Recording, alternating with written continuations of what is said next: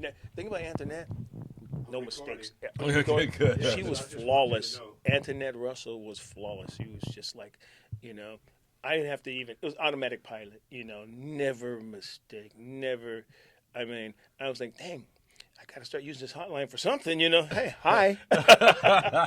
Keep up the good work. But anyway, wow, this is great. It's like, well, ask me questions. It's good to have you back, though. It's good to be back. You know what LeBron said in, his Sports Illustrated article? 2 words. I'm home. And we. Hey, listen, when I was, I remember times when people would knock on the window, boom, boom, boom, hey! Crenshaw. Yeah, in this one too. But it would be below the studio. So I'm like, who's this guy knocking on the door? You know, they've had people come in and like try to get to us, and it was amazing. But there's something about it that, I've worked at stations on the 17th floor and Wilshire high-rise buildings, but I like the ground level, because it's like you just feel like you're closer to the people.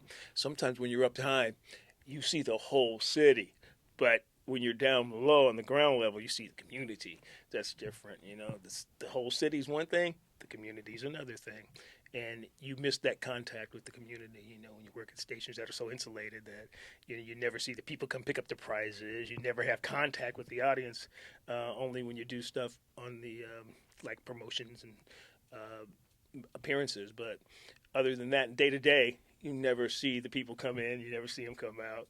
Here, you just, hey, you could, a winner comes by, you can go out and meet them, who it was, because you have more of a touch with the audience, which is the beauty of this station, and still to this day. And I should say we were talking to the one and only the world famous Cliff, the Body Winston. Oh, get out of here! You don't have to call me that. Your Majesty will do. Thank you. No, thank you, Mike. Mike, the Magic Man. Oh boy. Talking about world famous, this guy.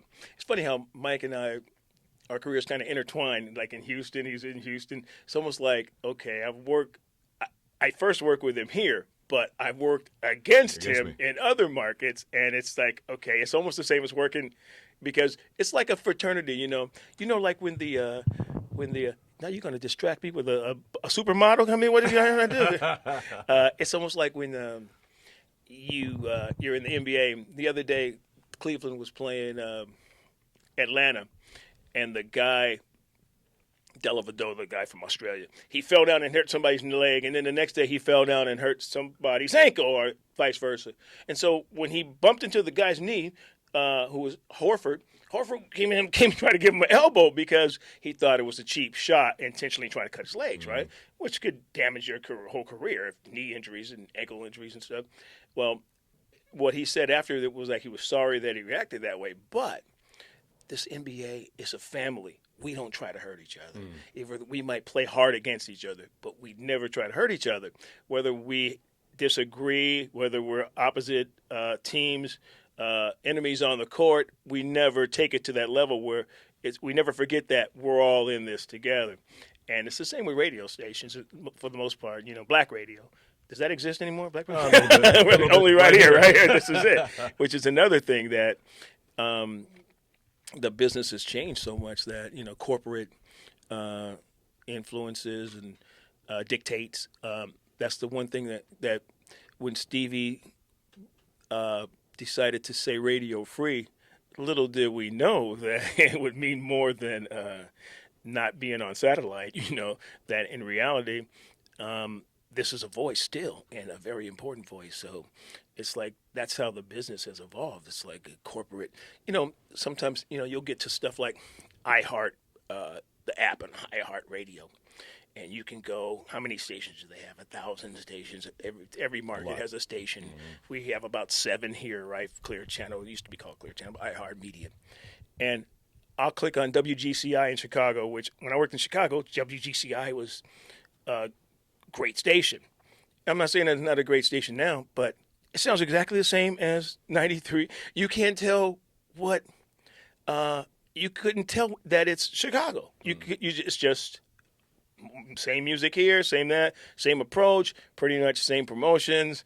And when I start listening to the stations from around the country, I like to hear the city that I like to get the feel of the city that I'm listening to. But corporate is so dominant that everything is so homogeneous and so cookie cut. It's like McDonald's. You go to McDonald's in Atlanta, the fries taste the same. You go to McDonald's in Paris, the fries taste the same. It's the same. The stations, the formats are the same exact format, run from a central location, right? And so I would say, okay, well, at least let me hear the commercials so I can hear something about Chicago. But when they go to the commercials, they cut to their corporate commercials, the national stuff. It's like, okay, I never get the feel of the city, and that's the difference with KJLH. You feel it's LA, you feel it's South Central, you feel it's Long Beach, Compton, the South Bay. It feels like it's an LA station. It sounds like an LA station, and it feels like an LA station. And a lot of the stations, they don't have that, they due to they don't have the independence. They are not radio free. Right. How many years were you at KJLH, by the way? God, let's see. Well, I remember when I first pulled up on my dinosaur in 19. I was in the. I came here in the mid '80s. I got here around the time shortly after you, not too long. So I got here in the '80s, believe it or not, and I think I might have left twice. I might have gone across the street to another station, came back again, left again. The prodigal son, but totally probably. It had to be close to 20 years overall, or maybe more. I don't know. Sometimes you hate to admit all those years. Well, it's hard to imagine how long it's been. But, we've listen, when I first got here, we had control panels with knobs, you know what I mean? And I'm sure there were tubes in there, and people don't even know what a tube is, but, the tube blew out. Okay. We still had, we weren't playing even playing CDs yet, and everything was on cart. I remember telling the jock, he's telling the cart messed up, and so that's why I made that mistake. And I'm like, people don't even know what a cart is, man. It's all digital. And when I show people a cart, they'll say, 8-track, right? Okay, so that's how, it wasn't that I was playing 8-tracks, but the carts were different. So it's been like through the 80s, 2000s, so I say at least 20 years. I can't count them all because it kind of like, it stopped at once and then we playing, so it's been a while. Radio has changed a lot, though. Radio's changed a lot, and the city has changed a lot. Demographically, blacks and African Americans are more of a minority now.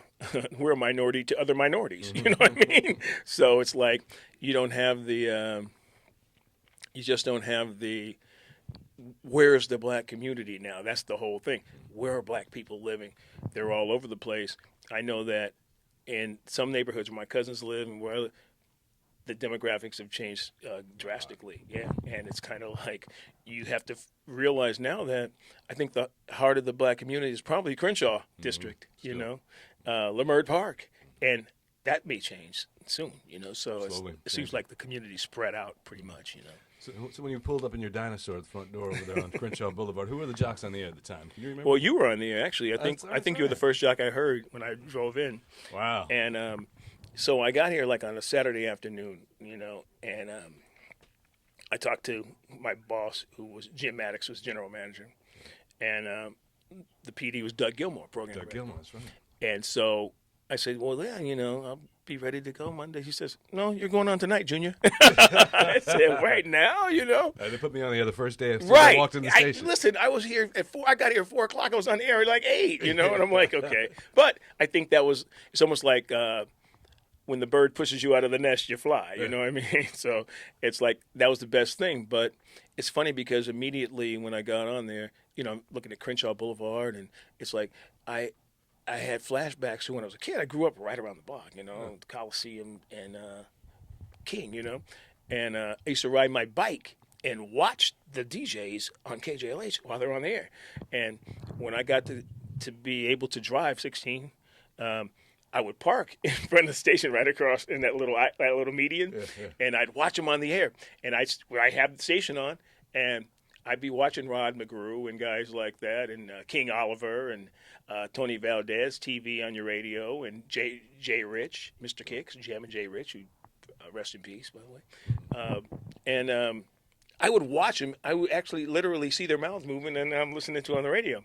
I was fascinated. And then around the side by the funeral home, they had a dumpster. And they used to, in those days, they had a wire copy where you turn off the news copy. That's right, yeah. United Press, International, Associated Press. So I would go in the trash can dumpster as a kid and get the old news stories that they threw away and go home and practice on my cassette player. So it's kind of like, and then so when I came back, I'm sitting in the same studio, that same window to Crenshaw that I used to watch So that the inspired guys you. do it. Like I got down on my knees and praise God, like this is a dream for me, it's a dream. Now, when I was a kid, the station was K-Day, 1580 Oh, yeah. K-Day. And so that was my dream, to work at K-Day, even though, I went to school in Seattle, I went to St. Louis, I went to Hughes, Chicago, Detroit, and then eventually came back. But by then, AM was kind of faded out. So then this became the dream replacement, and it was best thing I've ever. I can't even imagine, even thinking about it now, how excited I was to be on. And actually, friends of mine came by and knocked on the window. Hey, man, guys that I hadn't been home in like 8 years, and so that was just that was awesome. Even when I think about it now, it's like, wow. Life was so innocent and so simple then, That was before it became a business. It was more like a labor of love. Yeah. And then, when I heard you, it was like, okay, this guy's from Houston, and Brenda was here who worked with me in Houston. So it was almost like, okay, a reunion with a lot of professionals that I work with and admire, such as you and Brenda Ross. And so it was, and they had a great staff here, and the station sounded really good. In fact, the station sounded, the thing about it was like, I noticed they were playing Phil Collins and everybody wants to rule the world. So they were playing a little bit of pop, and and I'm like, okay, this is really what they call now urban. It was one of the first really urban sounding stations that I had heard, and I was just delighted to be a part of it. And then you realize that you're working for Stevie Wonder, and that's all. You have to keep that away from your mind because you don't want to be a groupie. Even though I remember meeting Stevie for the first time, and listen, I wish I would have wore Pampers that day because I almost crapped on myself. I was just so. And so he talks to me, right? And he says, well, I've got to go to the bathroom, so just guide me to the bathroom. I said, oh, Lord have mercy, Jesus. Okay, so he grabs my arm, and so I'm taking him down the hallway to the bathroom. And so I get to the door. I'm like, okay, do I have to go in and help him or what? I'm I'm wondering what, So he goes in, does his business. Make sure you wash your hands. And so then he comes out, and he's ready, okay, to go back to the studio. Well, I'm like, I've never walked anybody before, I never, has anybody grab my arm like that, except my wife's father one time. But the thing is, so I'm walking him back down the hall, and we used to do promotions. Sonny Williams, used to take the van out and have the popcorn machine going, and for the kids. And well, the popcorn machine, when he would finish, he'd take it out of the van and sit it in the hallway. Okay, so I'm guiding Stevie, and I don't want to pull him because I don't want to act him. I know Stevie can. When you go to Stevie, he can find everything. Like, okay, so I'm like, he doesn't really need me this much, but I need to just guide him along. So I don't want to really lead him like, okay, come on this way. I want to treat him like he's independent, right? So he's walking down the hall, and I got him lightly. He's gripping my arm lightly, and all of a sudden, bumped into the popcorn machine. And I'm like, oh my God, there goes my job, right? And I said, you all right? And he had a scratch on his face, okay? Like, his blood, like a scratch. And I'm like, oh, Lord have mercy. I done scratched up Steve, the eighth wonder of the world, right? And it's like, okay, so Stevie's got a little bleed. What happened? Oh, it was my fault. I said, how can it be your fault? You're blind. I'm the one that can see. It's my fault. But I was so like, I'm not going to say terrified, but I just didn't know how to guide him. You know what I mean? Like, now I'm like, come on, man, let's go. Give me that braid. But I scratched Stevie Wonder's forehead, and I'm like, I can see the headlines now. Concert tour canceled, Stevie concussion. No refunds. No, but it's like, so that was kind of an interesting thing because it takes some time to get used to working with a superstar like that, a guy that you've been, And that's happened to me only a few times my whole life, and that was the first time that I'm like, wow, I was just so enamored by him, by his presence. That, I've got a Stevie bathroom story too. I took him to the bathroom upstairs at KJLH. Okay, and, right. And when we walked in, I turned the light on. I go, wait, but he doesn't need the light. So I turned the light back on. Well, sometimes at church, why you sitting him in the front? He can hear from the parking lot. But they just want to show him on the screen, which is cool. Stevie walks in and sits down. That was at West Angeles, But yeah, how they always put the celebrities when they walk in on the screen, and they put them right in the front row. I'm like, listen, I'm in the balcony. I need a front row seat. Stevie, he don't need the front row seat. He's like, he can turn his back to the preacher and still get a blessing. But but anyway, yeah, that's the Stevie story. Which I have several of. I know. I imagine you do. But one time I had a birthday party, and this is like, and I know this is part of the question, like, what was some of the main? Well, they had a surprise party for me, and I was totally surprised. Okay, and but the guy, my friend Ken Wilson from CBS Records we got a special show for Terrence Trent D'Arby. So come on, I'll pick you up. I go, well, man, I don't know. Yeah, come on, you got to go. So then they took me to. Instead, he took. No, we got to stop here first. We stopped at this apartment of a friend of ours, penthouse. It was actually Blair Underwood's place over in Westlake, and surprise! It's a surprise party, and Stevie Wonder shows up. It's like industry thing, and I'm like, okay, wow, Stevie's here, and they have a cake with my picture on it, and it's great, Like, don't cut that piece. That's my nose. Okay, but okay, so then Stevie takes me. And we actually walk around the block, like in the Silver Lake, I think Westlake or Silver Lake. I actually walk around the block. We take a stroll and talk around the corner and take a walk. And I'm like, I said, this is just so unreal, it's surreal. I can't even believe I'm walking around the corner at 12 midnight with Stevie Wonder and 25 bodyguards, but still, with Stevie Wonder and one of his Ron or one of the guys that used to, or Brian or one of them, they used to help him out and take care of him. And it was just like, I couldn't believe it. And he gave me a DAT player, which was a digital audio machine. And it was the first DAT. He got it back when he went on tour in Japan. Oh, yeah. And he came back with that. And I'm like, okay, whoa. In those days, you know how electronic prices always go down but when they first come out, a microwave's going to cost you $1,000, right? But now you can get one at Ralph's for $39, right? Well, in those days, the DAT was like this first digital audio recorder, and it was amazing because he was showing me how to use it, and he knew everything about it, where to plug it. It was just like sometimes I say, I swear this guy can see, man. It's like he can see. I really believe he can. I mean, maybe it's not the vision that we're used to, but it's something in there, that it's like, and he's real smart. And so I said, well, I'm going to record on this thing. So I started recording on it, and it was picking up everything. Like, instead of just me, it was picking up the background of people. Yeah, he thinks he's something. I heard that. Look at him. Stevie, give him that. Like, I'm hearing all this and not really saying that, but I'm hearing all conversation on the side. Wait, a fly. Bzzz.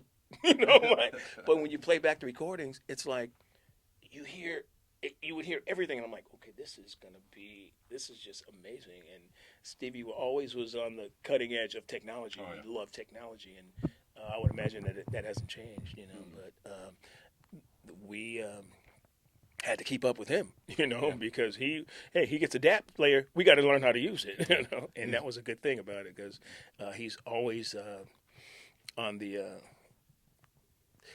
precipice of the next, the digital next music, thing. Everything.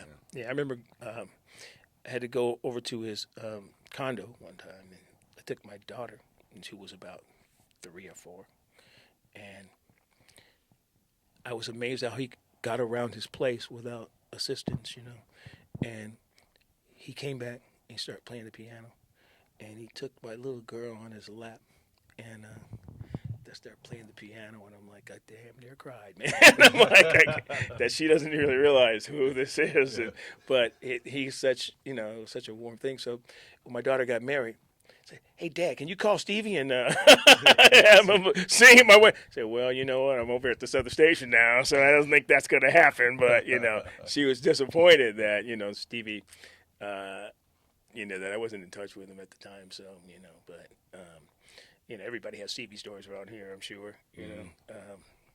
Like Stevie was legendary when you call a meeting. Sometimes he show up the next day, like, "Hey, where's everybody?" But it was all fun. It was all fun. It's like it's a great place to work. It's a great man to work for. Compassionate human being, and it's like like any family, you have issues. But for the most part, he encouraged us to work together, and because we all had talent, and we had at some point I had such great staffs here when I was program director that I could just let them do what they do. I had Antoinette Russell, was your wife, doing middays. I had Frankie Ross, who's over at the Wave now afternoon. Rico was doing the slow jams at night.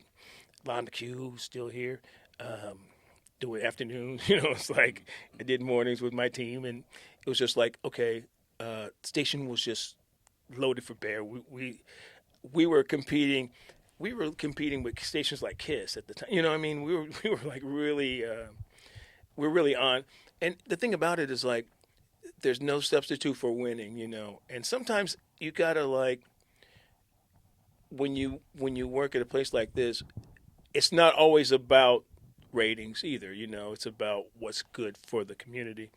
And I think that that's something as a program director you have to kind of balance.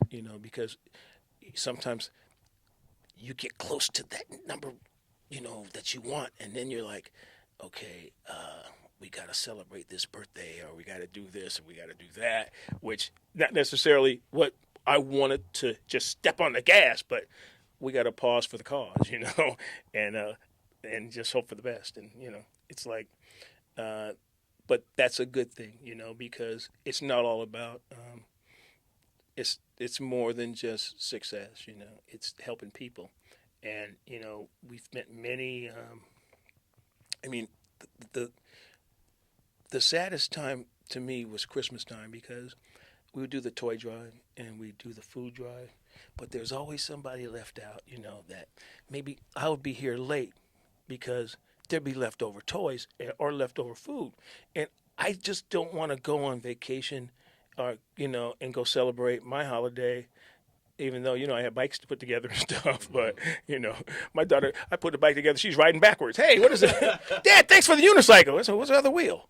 But the thing is, it's like, but I remember sitting in here and I'm like, okay, you would get the letters. They would write letters, and some of the letters were just so heartbreaking that you wanted to take the remaining stuff and try to distribute it. There was nothing we're going to do with it. What? Okay, since we already answered the letters, there's always somebody that wants something, that needs something.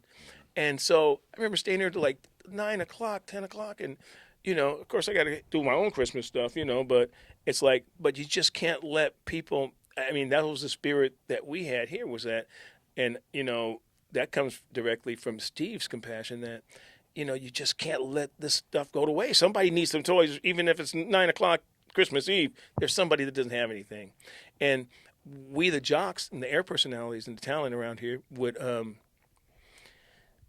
go and deliver it. I remember going over on Vernon, and like 8th Avenue, 5th Avenue, 8th Avenue, and delivering toys to a family, and it was a single mom, and they had no windows, no glass in their windows. You know what I mean? And the kids were like, "Oh, that's a."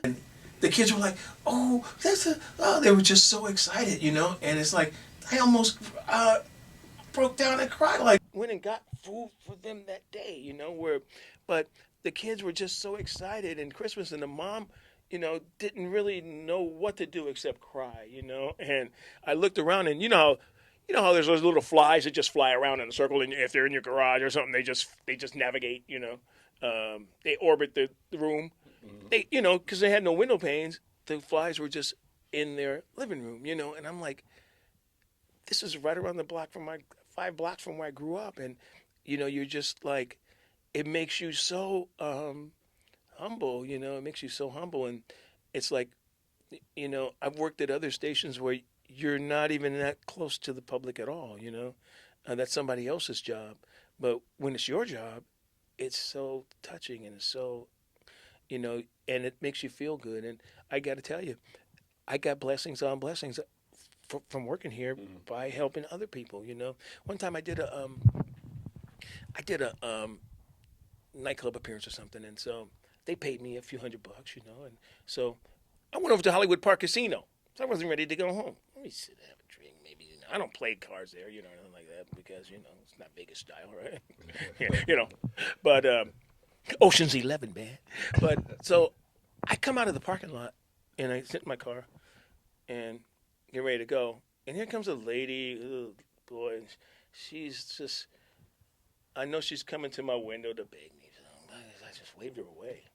And then she walked away with her son. And I said, what am I doing, What's wrong with me, So I called her back. Come here, And so she tells me that her husband beat her.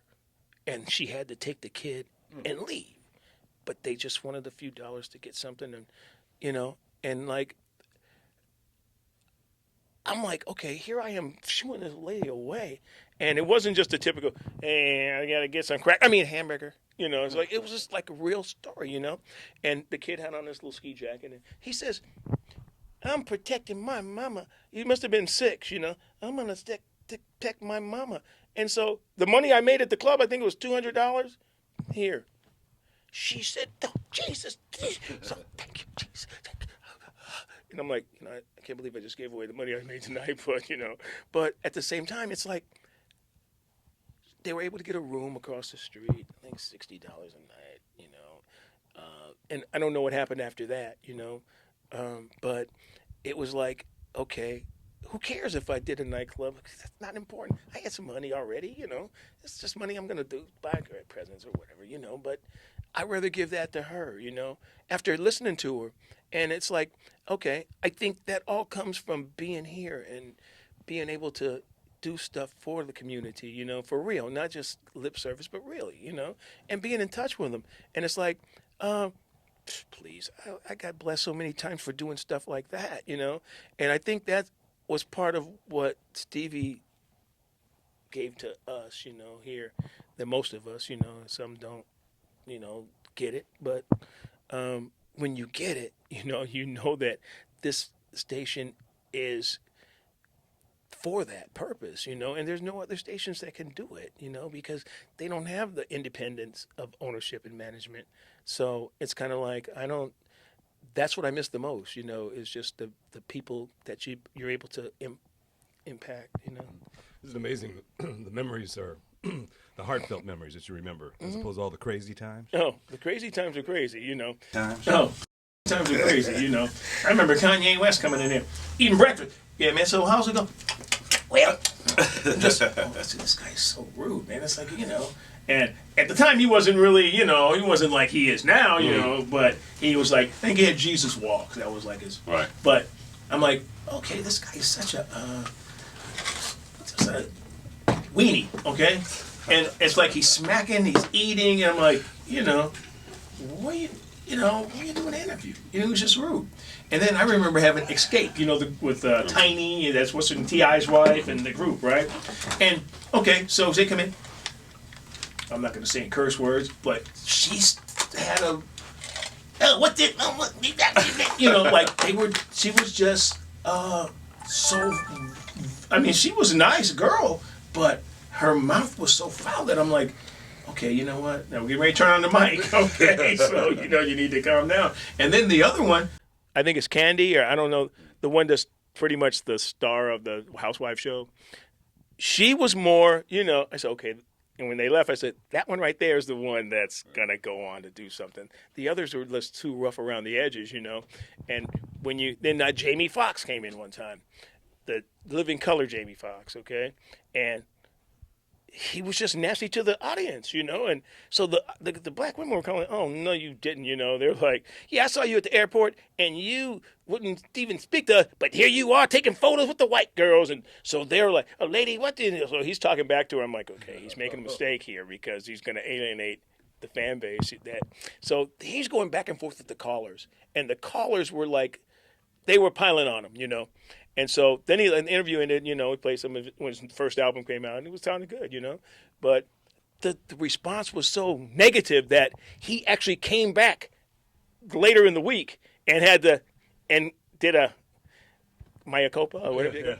Yeah. He had to apologize to the audience because I told him, hey, you know what, they don't like you, and it's like he said, well, you know what, when he came in, hey, I was at the airport, I was trying to catch a flight, I was having a bad day, and blah blah blah. I said, okay, that's understandable, but he came back and explained himself, but that's the kind of audience this is. It's like, oh no, you're not gonna, you're not gonna disrespect us. The audience at this station is loyal, and it's not like a family, It's like, you don't find that at other stations and other in this market, but the audience will dictate to the artist here, and when you think about some of the people we've had in here over the years, like from Berry Gordy to Quincy Jones to Janet Jackson to I had Michael Jordan on the air one time, right? On the phone. I had managed to get Michael Jordan, okay? Air Jordan, his airness, the great Michael Jordan, right? Dunk man. Okay? So Alicia Torres is on the air. Okay, so they're playing the Lakers in the championship, I mean, when you get Michael Jordan on the air, he called in midday, so it wasn't on my show. So she's in control of the interview. So I asked him a few questions. He's talking a little basketball. Then she says, "So how big are your hands?" Because next thing you know, he hung up. Okay, I was like, why would you say that? Okay, we had Michael Jordan on the line, and so then Al Ward, who was the sales manager who arranged it, he says, what did you say to Michael? Right? Why did she, because to get Michael Jordan was such a coup. And then she's going to say, how big are your hands? Because, they say, and then next thing dial tone. Like he's going, hello, Michael. I'm like, you know what? Embarrassing. How could you blow that, And we've had Isaiah Thomas. We've had, it's funny. It's like this was the destination to come, when you were a celebrity or you had something to promote. And, I don't really know the music business has changed so much that it's, even music is more music discovery is done online now than on radio, So when you say, hey, we played it first, okay, you played it first. I heard it on YouTube 3 days ago. You know what I mean? So it's not like everything is got to release through the radio station anymore. It's released online, So that's a difference too, where people discover music in so many different ways, and of course, you guys have several platforms here, that can accommodate too. So it's not like you're out of the loop, but I'm just saying that, okay, media is so, anybody can get on Facebook or a blog or Twitter and say something. Yeah, I saw Beyonce rolling a joint yesterday. There's no verification of that, but it's like, so sometimes media, the social media is for cowards, because they can't say nothing to your face. They can start rumor, and have nothing to, there's nothing you can do about it, So it's interesting how people, people will say, look, anybody in here can look on there and somebody has something bad to say about you, So it's kind of like a different animal now, with the social media and stuff. But it's a good thing too, There's pluses and minuses, but at the same time, it's like, it's changed so much that everybody's got their web page, and that's a good thing, But you can communicate more with your audience off the air, And so what I would say to jocks here, and is that when you you have that platform, most of the work you do is off the air, really. How many breaks does Nautica do? An hour, 3. But when you're online, you can be online every day. You can talk about anything. That's how they get to know you now. It's like if you can and combine that with what you do on the air, then the people want to know who you are. It's like a lot of times when you have personalities. I call them personalities, but there maybe that's going too far. But they just read the liners. You have to talk to the people. When you go to broadcasting school in college, they say, okay, this is one-on-one with the audience, not, hey, out there in Radio Land, or I just dropped a cart. Well, what's a cart? Okay, it's like they have to know you. The more they know you, the more you're part of their lives. The more you're part of their lives, the more success for the station. And so that's what I miss about here. It's like you have a chance to touch the audience. Even and the audience has a chance to touch you. but I was doing a remote one time. A girl grabbed my butt. She grabbed my booty. I'm like, hey, Cliff, right there. I'm like, what? Ooh. I said no. So I had to get the security to kind of, like, okay, she's going too far because, even though it felt good. No, I'm just. She's going too far. Like, yeah, you know me, but you don't know me that good. Okay, you have to do that again. You have to give me a ring. Okay, but it's like $20. But it's like that's close to the audience. Okay, but that's a good thing because they feel like they could do it. I mean, not that that's a good thing, but that's inappropriate for a grown up.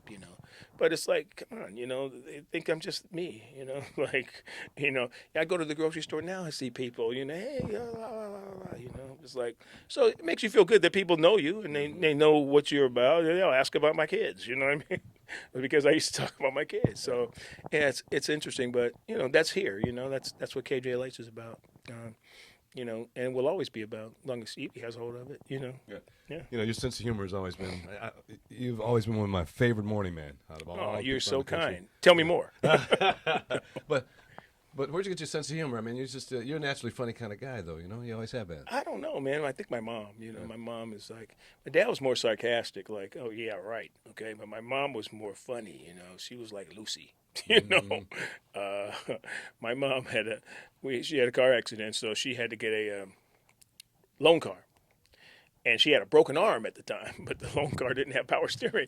So, and then I don't know where she got this loan car, but it was like it must have been from the Untouchables, But the front seat wouldn't anchor, so it would move, So she turned the car. She said, "Hold on, whoa!" She'd be in the back seat, then she with a broken arm, But it's all funny to her, even though it was like silly, So I think that she was kind of silly, Like she would.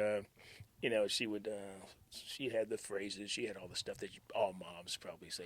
Boy, you keep calling people black, you're gonna wake up and be black. I'm like, that was before. Black was what we were called. We were Negro, colored, But yeah, you keep doing this, and you're gonna, your blank's gonna fall off, or I mean, she never cursed though. You never cursed. She was a gospel singer, but she was funny. But I guess it came from her. I imagine. I don't know. Maybe watching Jeopardy. I don't know, man. I don't know. But I'm glad you think so. Oh yeah. Yeah, I'm glad you think so. But yeah, the thing about it that everybody's funny in their own way as long as they're comfortable. When people are comfortable, that's when they're at their funniest. And so, working here, I was always comfortable. I had a group of people around me that I'm having a conversation with, just like I'm talking to you. I know you, so And so when you feel like you know people, you can be you. It's easy. And so that's it. Yeah. Okay. Other than that. Hey, did you hear the one about the jump rope? No, I didn't. Oh, skip it. Anyway, but yeah. Oh boy. So you're gonna come back and maybe do a little time on the air here for him? I'm never leaving. You guys think you can get rid of me unless you got some raid. I would love to be back. In fact, it's like when Andre called me, I was like, wow, I was just so overwhelmed because it's like to be here and to see the people that are still here that worked here when I was here, and the station's celebrating its 50th anniversary, and I listened to the station when it was owned by John Lamar Hill, or KJLH John Lamar, and in the funeral home, which we always thought the station was haunted anyway, didn't we? Like, what's that? You actually go back to the production time, be a coffin back there, right? I'm like, who are you? I'm your new midday man. But yeah, just like, okay. It was the only station that had blood in the drink machine, But yeah, and then when they had a funeral, we had nowhere to park, And then you know what happens though? When they start having those gang funerals, be like the bandanas on the antennas and stuff. I'm like, oh, police across the state. Yeah, and the police will come and warn us. Yeah. Okay, look, do your show, but get under the desk when you do it. But it's kind of like, yeah, you miss it because for my career, man, I spent the bulk of my career here, at this station and on Crenshaw and Inglewood. It's like, so to me, the 50th anniversary, it's 20 years of mine, that it was 20 years of my life, and, um, and also before Stevie bought it, I would listen to it because when you're young in the ninth grade or eighth grade, jazz was supposed to be cool. So my brother listened to it. They listened to it at the barbershop. So they would just play jazz. So, yeah, it's my favorite station, It's trying to be grown, right? But in the reality of it is that they would play, Ayo, Papeo, Papeo, they play stuff like that. And, doo, Summer Madness by Kool and the Gang, and so it was kind of like jazzy, but R&B jazzy. It wasn't like strict. Sometimes they play some classic stuff, but for the most part, it was like the Ramsey Lewis, Earth, Wind and Fire combo, the Stevies, and it was real mellow music. I don't think it was a commercial success as a station. It was a small station, and without the no publicity, no billboards, nothing like that. But when you think about where this station came from and how it's progressed and how it's I always considered it the mouse that roared, because it's a smaller signal, based on the competition, but it always got the most out of the juice that it had, and it doesn't. It's not even a factor at this point because you reach who you reach. You just want them to be there with you. You want them to listen to you. You want them to have. You want them to. Sometimes like, you get the Wave newspaper at your house, and what's the other one? Our weekly. Our Weekly, but you never pay for it. But it's there anyway. So I might as well look at it and see what's happening. Everybody used to get Jet magazine and look at the centerfold. Maybe you'll see some old news about Teddy Pendergrass or something, right? But it's almost like you almost have to come here at some point because you want to find out what's happening in your community, not in La Habra, not in, when I was a kid, they used to have Oscar Mayer. Little Oscar was the little midget that was the Oscar Mayer little midget chef, right? And they had the Wienermobile, right? Shaped like a wiener. And they hand out these little whistles, little wiener-shaped whistles, right? But when I'm looking at TV, they say, Little Oscar will be making an appearance at Market Basket in Costa Mesa. I'm like, what? And he'd never be in just like we used to see commercials. Hey, at Golden Corral. I'm like, well, I've never seen one yet. The only way for Vegas, I think I saw one, but it's like, I don't see Golden Corral, and so that was the same with the Wienermobile appearances. But one time, Little Oscar came to Blue Star Market on Fifth Avenue in Vernon, and we packed it, because black kids, we don't get to see Little Oscar, and we all had wiener whistles, and he was handing out stuff, and I'm like, wow, it's rare that we get, that they pay attention to the community, and I mean, when they this community didn't have grocery stores as much as other communities. Like when they put that Albertsons, it was Lucky first, right? On in Baldwin Hills Plaza, right? And Albertsons, that became the highest grossing Albertsons in the city, right? Because what? Black people have to eat. Mexicans have to eat too. It's like people started realizing that, okay, you can do business here, but we've always done business here at KJLH. This is where we are, and that's why they say we are you. And when you work here, it's not just empty words. It's true, I mean, every station, every business has problems. Everybody doesn't like each other everywhere. It's like, but you don't have to be friends to be friendly, okay? Which Steve used to tell us, right? It's like the bottom line is the bottom line and the goal. We need to reach the goal, and we need everybody to reach the goal to be able to achieve it. So, I think in the long run, that's what it's all about. And that's the kind of station that when you work for corporate America and corporate broadcasting and media, you rarely talk to the person at the top. Like I enjoy working for Radio One because they treated me good. They paid me well. They treated me good. Then they sold the station, but that's their business. But it wasn't about me at all. It was about them getting rid of it. Okay, did they know they were going to get rid of it when I don't know. They paid me enough, so I could care less. But I never in my wildest dreams would I think that it wouldn't be there in 3 years. You know what I mean? But it's like again. That decision I had nothing to do with. I don't know the basis of it. I mean, the basis has got to be money or cash flow or liquidation. So, but that's corporate. You're not privy to that. You can see the same manager say, "Hey, how you doing today?" And know the station's going to be a sign outside tomorrow. You know what I mean? But they're not. They're sworn to secrecy. Everybody's sworn to secrecy. It's like, I'd rather know. I mean, somebody asked me a question one time. If you could find out when you're going to die and how you're going to die, would you want to know? Would you? Well, yeah, maybe not. But Right, that's what I'm saying. Would you? I don't know. I don't think so. as long as I go to my sleep, it's cool. Well, you know what? But what would you want to know if you had the key to the Jack in the Box and they could tell you what's going to happen to you? Right. You don't. You kind of want to you want to live the life without having that on your mind. It's like, ooh, you'll be walking around. How many days left? Wait, you'll be counting months, then weeks, then days, then minutes, then seconds, then seconds. Oh, right. It's like I remember when they said John Wayne died. Right. John Wayne, the Pilgrim. John Wayne, the cowboy, and they said, well, on his deathbed, he accepted the Lord Jesus Christ. And I'm like, okay, well, wait. Everybody had told me, and I don't know if this is true, that he was pretty much a racist kind of, John Birch Society, real conservative Orange County kind of guy. Maybe that's the time that was his time, right? But, right, he wasn't actually for civil rights, I guess, right?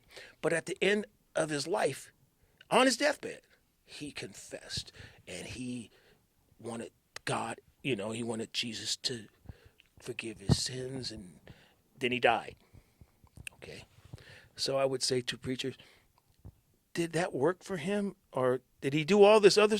Can you just do all bad stuff and then at the last minute say, hey, I used to think you could jump out of an airplane with a parachute. If the plane's crashing, how come they didn't jump out? And then, before it hit the ground. Okay, so did he jump out with a parachute before it hit the ground? Oh, no, I don't know. It's like, because some sins are unforgivable, So it's almost, I don't know how I got on this, but put your hands here and let me tell you. By the way, you got about 3 days. But, I'm just saying, hey, you never know what's going to happen, it's kind of like, but one thing about it is like, you can make all the money, you can be, like Big Boy, right? He went to 92, Real 92.3. He left Power. Big deal. They're still in court, I think. Okay? But he's gone.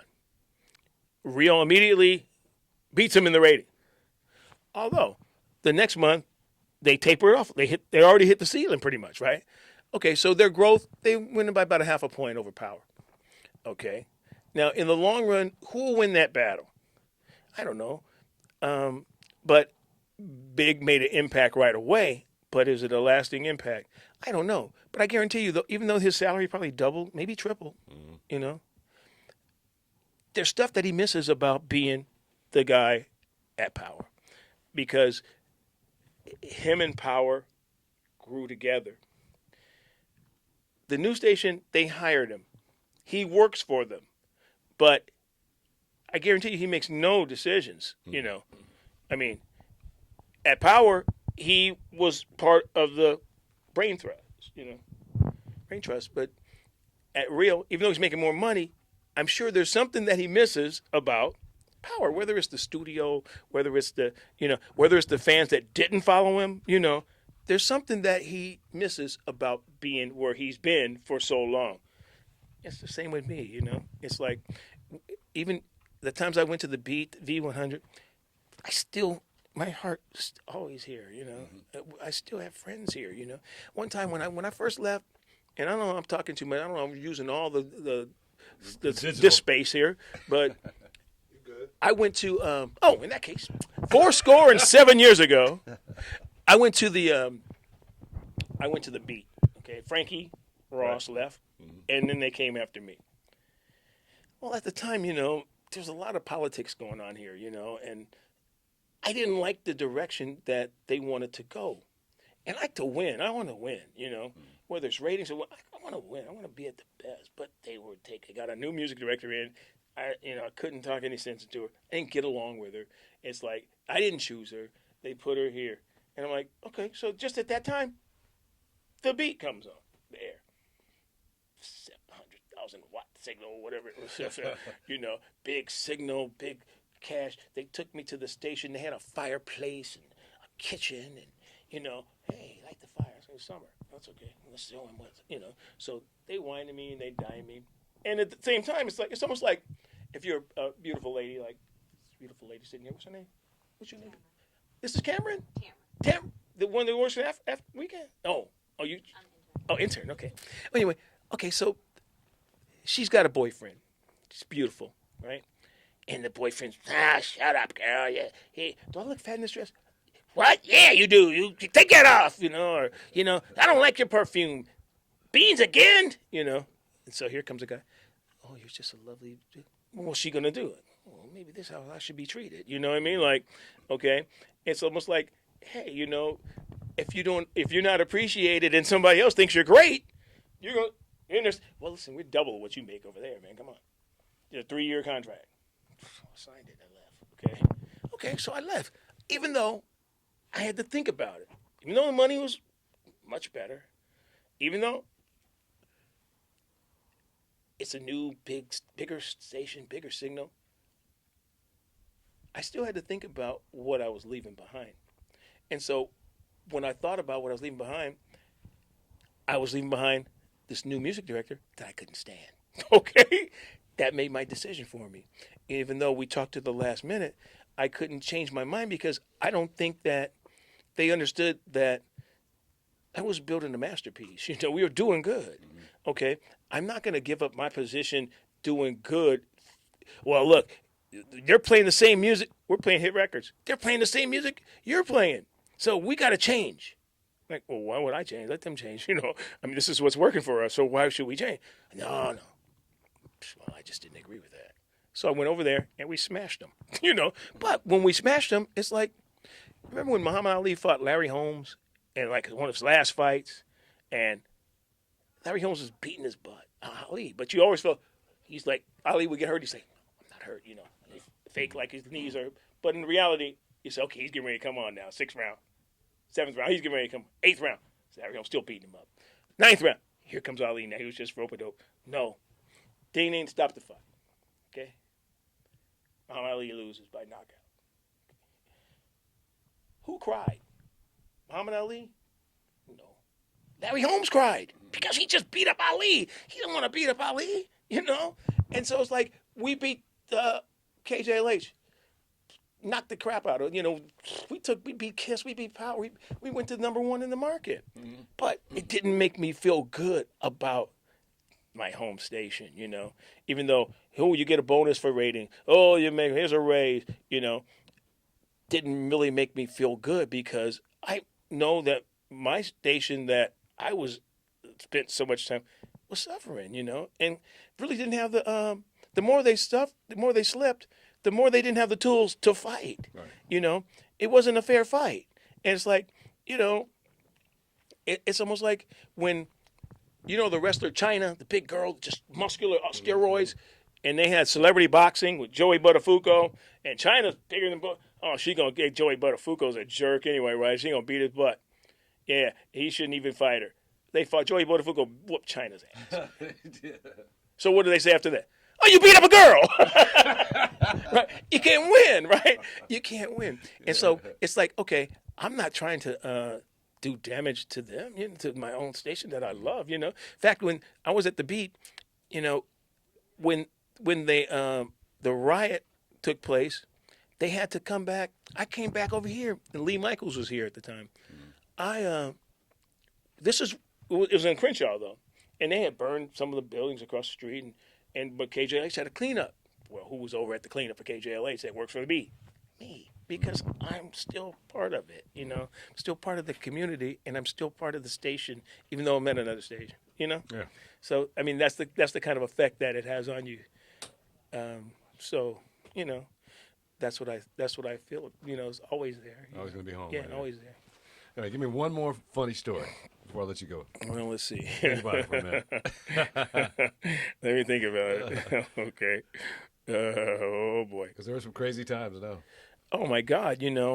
We've had people come in here, and I had a guy break in while we were on the air one time.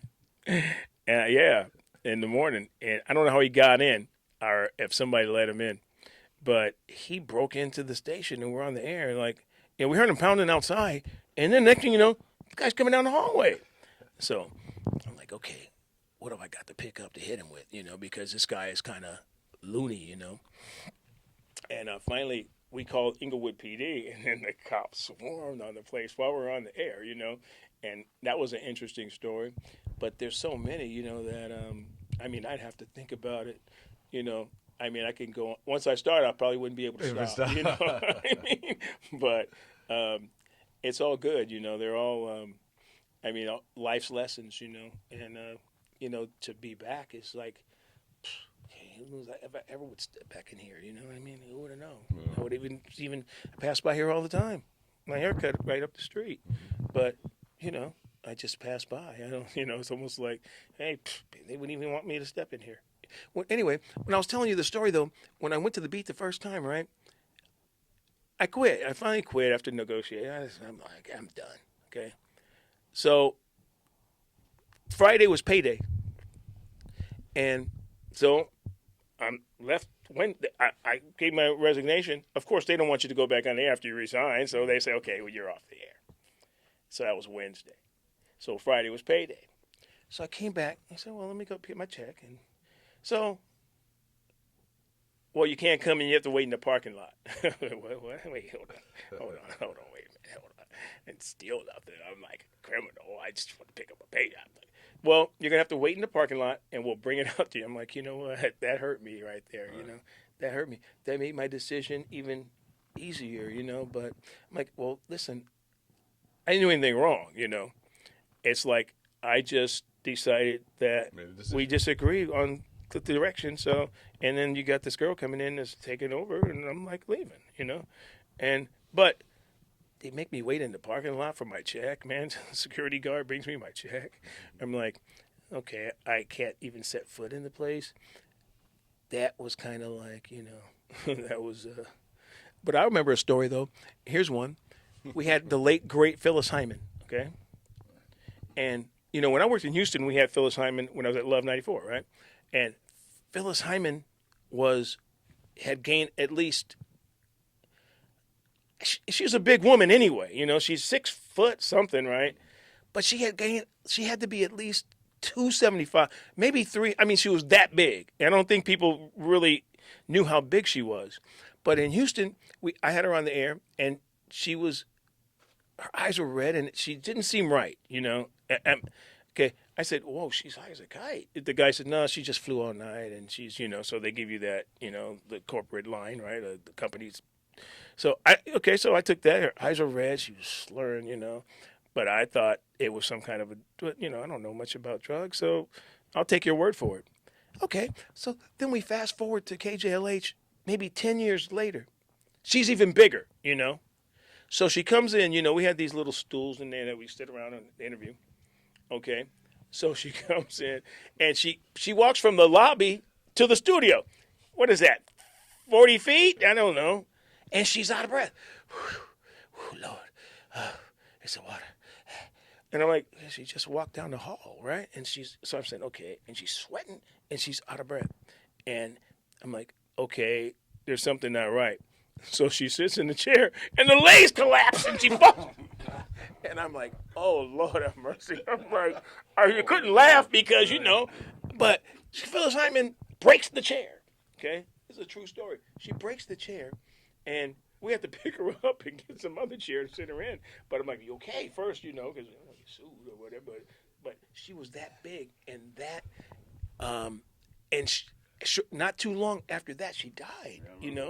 And you're kind of then you think back like, then I thought back to that. I thought back to Houston.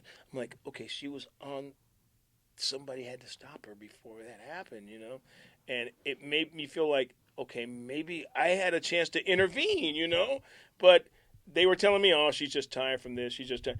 But she had put on so much weight, and I don't even know what was the cause of it. Was it a heart attack or overdose? I don't remember. Yeah, but it was kind of like whatever it was, whether it be a heart attack or overdose, there were the signs right there, And sometimes I wonder, when you see some of these artists and they pass away, that maybe you're too either caught up in the artist being who they are to notice, or you're not in a position to help. But maybe I could have saved her. I mean, I remember Bobby Womack, right?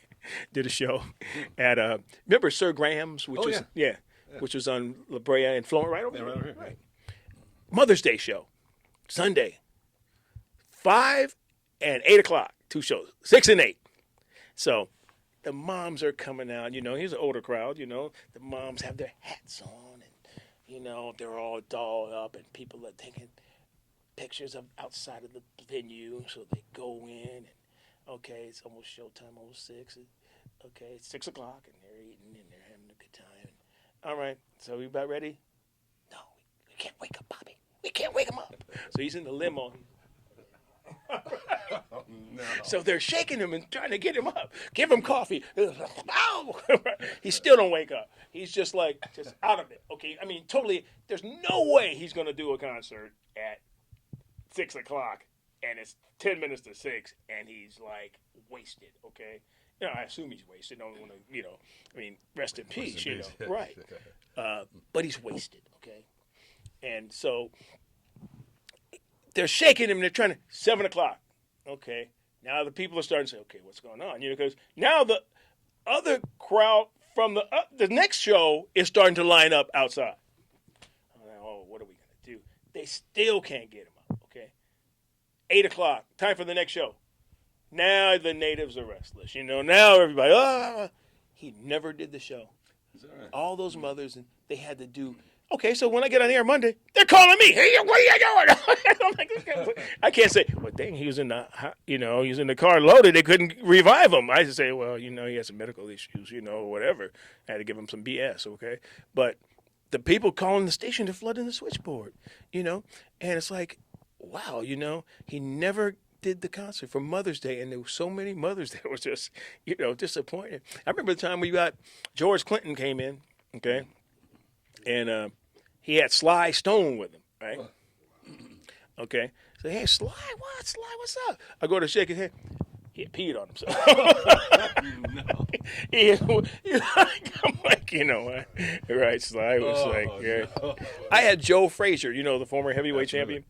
And he was a trip because he was like, hey, boy, this guy took a lot of punches, But he was a cool guy, South Carolina, Beaufort, South Carolina. Mm-hmm. So the kind. Okay. Sharecropper's son, okay? Mm-hmm.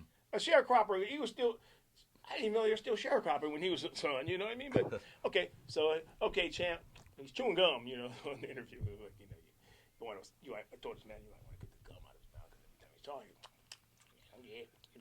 Okay, so then, okay, well, that's it, that's it. Thanks, champ. So I get to shake his hand. Shake his hand. There's gum on the back of his hand.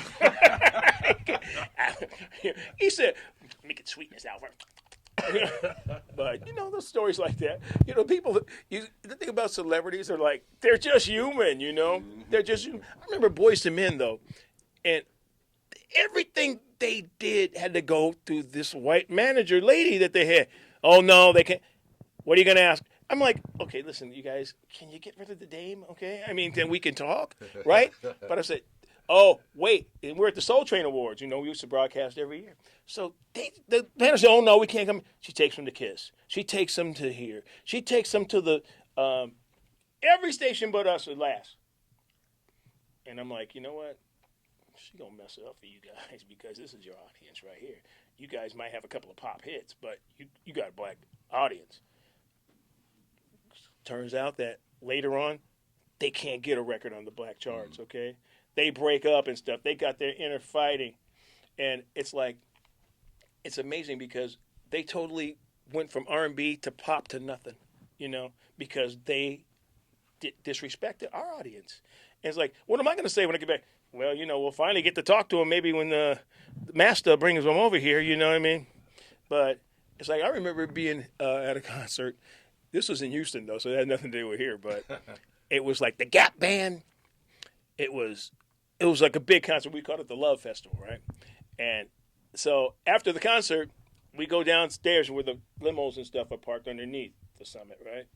And is Charlie Wilson's fighting his brother. He's like, don't let him see this, please. He's fighting him. Yeah, you in my limo, nigga, what the? Charlie Wilson and his brother, 2 of the Gap Band members are fighting because they in the wrong limo.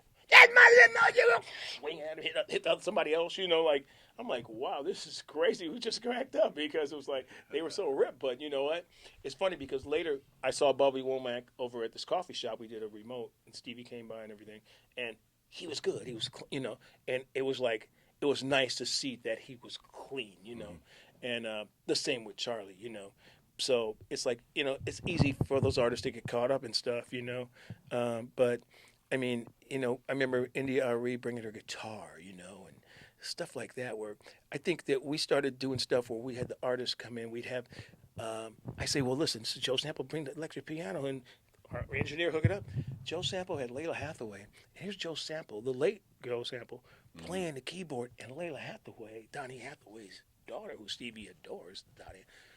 Joe Sample playing the keyboards, Layla Hathaway singing right in here. And I'm like, this is just, like, sometimes you just do stuff that's a classic recording, Oh, yeah. And then when they pass away, it becomes that much more valuable. So when I talked to Mike and Andre the other day, I said, you know what? I'm going to go through my garage, because I taped everything. Every show I did, I taped, And I pulled out stuff from Barry Gordy. I had Jim Brown, the great football star, Hall of Fame, and Willie Davis used to own this building.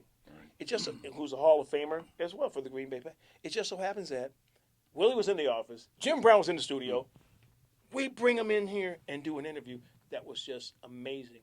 Then I got Don King, right? And Don King did the interview, hyping the fight. Yeah, it's going to be a spectacular, stupendous mundo fight, right? So then we get him in the studio. I said, roll the dat.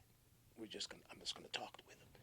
He starts telling me, yeah, Muhammad Ali, Mike Tyson, oh, that nigga crazy, man. Because all the money I made from him, and he gonna try to blame me. Oh, that motherfucker. And so it's like, okay, it was on that. So I got every curse word, it's like, now I'm saying, what am I gonna do with this? I have it. It's a great gem but it's so candid that would I ever be able to, like, use that? It's in digital quality. I could beep it for you. But he's like, but the beeper would probably not. Yeah. But he's talking about Muhammad Ali. He's talking about Mike Tyson. He's talking about Larry Holmes. Now that's a smart nigga right there. He but he's being real candid about everybody you want to talk about in boxing. And he's calling them names, and he's telling stories. And he must have sat in there for 45 minutes. And it was just radio magic that I couldn't ever use, But it's like, you feel like, okay, I always felt like this.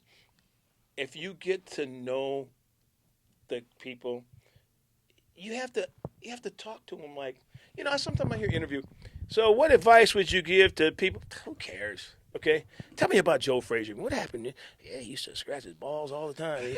His cup was too small. He was telling you stories that that you would never. So sometimes it's like, okay, we couldn't get the big stars, but I got the phone number to her hairdresser.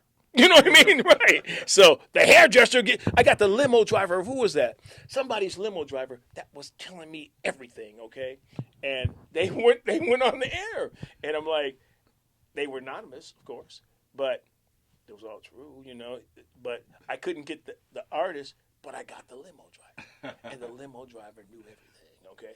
Yeah, he parked this girl's house. Yeah, the limo had to park outside the massage parlor for 3 hours one day. One time on vacation, somebody called me and said, hey, your van is in front of the Happy Endings massage parlor in Westchester. It's been parked there for 4 hours. Are you guys doing a remote? No, maybe. I'm not trying to get anybody in trouble. All right, good to see you, man. That's funny. Guy Black. That's Guy Black? That's Guy Get Black. out of here, The guy you wouldn't hire. Remember that? Guy Black. Tell that story. Who loves you more? Who loves you more? Listen, Guy Black. Guy. Is Guy out here today? I don't know. I think he just maybe. I didn't know that was Guy Black, man. Yeah, Guy Black. All Right. Guy Black. Guy Black's a legend. Guy Black. Oh yeah, absolutely. I don't know if I was if I had a chance to hire him, but Yeah. I remember hearing a tape of him before, and it's like, okay, because I know he had a lot of fans. People like Jerry Bolden was one of his big fans. I think because he did an imitation of Jerry Bolden. Well, you got to do the math, you see. He did great impersonations, but I didn't know that was him. Yeah, he's one of the I big- thought that was remember the blind guy used to come here. That was he a preacher? He reminded me of it was like a preacher that I thought that was the preacher, But I got the preacher look. yeah, he looked blind. I thought because he looked like he helped him in the door, and he had those glasses on. But the thing about it is like, oh yeah, Guy Black is a veteran. Hold on, now. fellas. He's been around a while. Yes, Yeah, but he's a radio man. He's a radio guy. I didn't know he was Guy Black. he was actually one of the biggest jocks in the nation for me. And he was in New Orleans. He was huge, man. He was huge. He's a talent. He's a Yeah, talent. and it came out here. Well, it's a different animal. Yeah, different animal. This is a whole different beast. Well, you know what?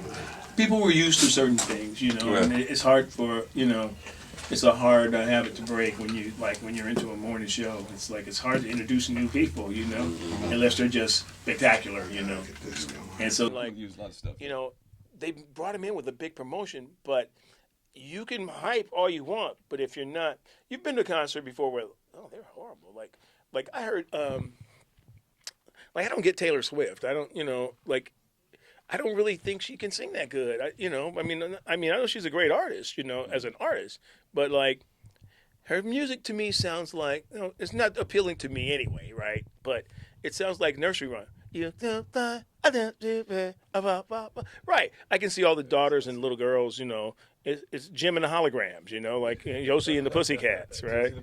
But it's like, you sometimes, you meet the guys and you meet the people, and like, I liked Boney James. I thought he was a real good guy, that would do anything for the station, Came through And a few months ago, yeah. what I would find was that, certain artists became friends of the station, and you see guys that when they first, Kenny Lattimore, you know what I mean? I remember we did something called the Maximum Music Jam. Yeah. And we had MC Hammer, who was kind of just an Oakland. He wasn't really a nation. He wasn't. It was before Can't Touch This, right? I remember when he Let's first came to the get station. Yeah. Right. Yeah. He had a Troops clothing store in Fox Hills Mall. Remember Troop jackets? Oh, yeah. I still have one. Oh, I broke in my car and sold the other one. But he had a Troop. He had a purple Mercedes that he had painted. It wasn't like any purple that factory. A purple like red, like purple bubble gum. You remember the grape bubble gum? He had a purple Mercedes. Okay. And old, it wasn't like, he wasn't like rich like he was, became, but he did our show.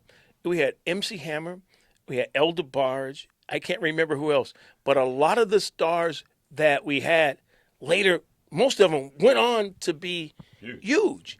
And it's like, they always came back, because they had gratitude for us putting them pretty much on the map. And that was the power of KJLH, where you can take a Kenny Lattimore that nobody knew, Johnny Kemp, right? Just got paid. Bobby Brown went solo. Bobby Brown, you were here when Bobby Brown and them would come here every night and record in our back studio. They were doing their demos here. You know what I mean? Driving down the wrong side of the street, right in front of the station, going down a one-way street, right? But they all had little, they weren't real like maybe a little BMW or something, but they were all like, all right, 280Zs or something, but they weren't like rich and, they had, even when they were New Edition, most of the time, like when we saw them in Houston when they were kids, right? Oh, yeah. Just And, started. the managers got all the money, they just got the food and the toys and, but when they started to really become musicians, they formed all that at KJLH's production room, They sure did. They really did. They were, remember Giorgio, Giorgio. Right, okay. Sexy. Yeah, right. China Cherry, right? China Cherry. Right. We, so I remember one time I had a girl named Nina Cherry. You remember Nina Cherry? And I think she's the daughter of somebody famous, but she had a baby. She's a beautiful girl, And so she had the baby with her, the newborn, So she's doing the interview. Yeah. Well, anyway, so I got a new album coming out. she's breastfeeding. I'm like, ooh. In those days, it wasn't like, but she lived in Sweden the whole time, right? She was like a Swedish black person. And so, but she just pulled out her boobs, started feeding the baby. And I'm like, okay. So, you just, but hey, listen, when people feel that comfortable, you feel, that makes you feel good, So I just thought that, we were able to like make friends and become really supportive of the artists, And I think that's KJLH's, that's their mantra. That's what they stand for, It's like they play more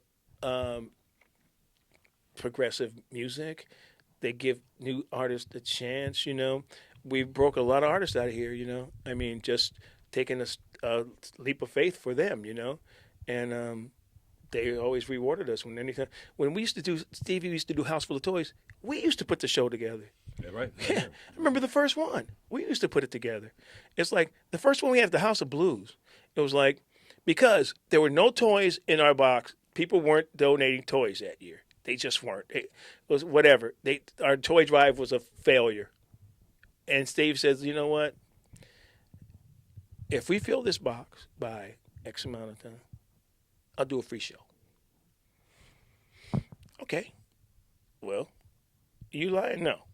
So I said, I'm running with it. He says, okay. He's on the air with me. So we run with it. Box full. Another box. Bring more boxes.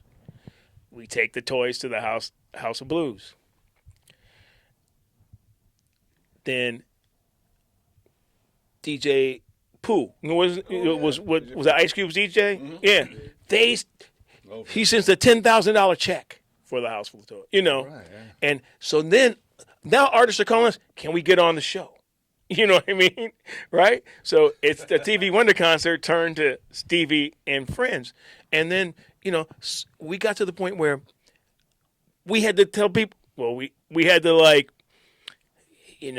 certain artists we'd have lined up, but had a bigger name come, we'd have to kind of, okay, we can't have 1,000. That show lasted to 2 a.m. one time. We had so many people, Then they brought in the Mexican superstar rock group, Lele. Remember that time?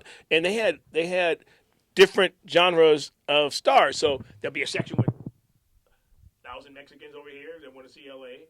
There'd be some white people over here that want to see whoever else he had with the British girl with the voice, R&B singer that performs barefoot all the time. They had like so many different types of music that it became like to this. I don't know how many years he's been doing it, but it has to be like what? 20-something. Yeah. So it's kind of like those things that we developed, back in the day, but it all developed for the benefit of the community. It's about it started with a toy drive that wasn't doing anything, and now it's an annual event. And then we deliver the toys ourselves.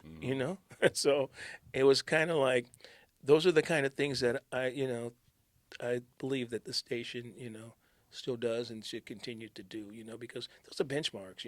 Stuff that